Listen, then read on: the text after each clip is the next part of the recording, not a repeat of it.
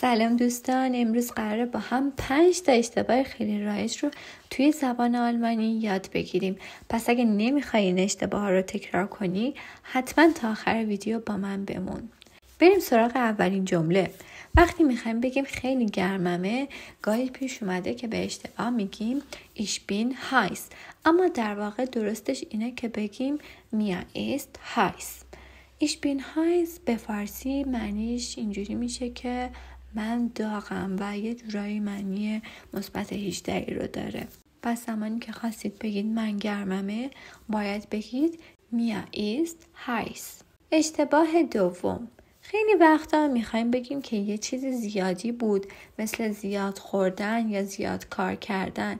نباید بگیم sehr viel، باید بگیم zu viel.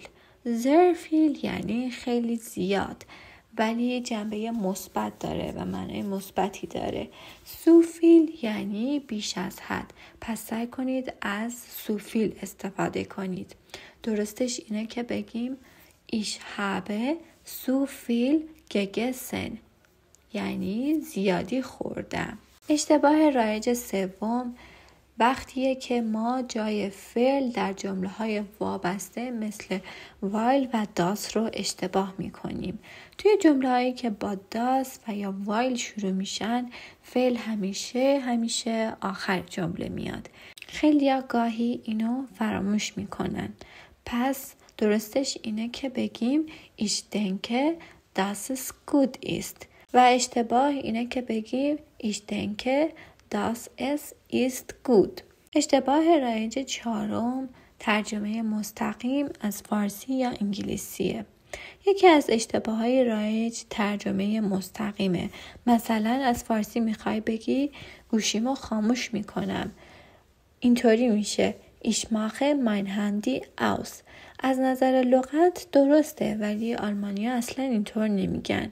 آلمانی‌ها میگن ich schalte mein Handy aus. فعل ausschalten یعنی خاموش کردن.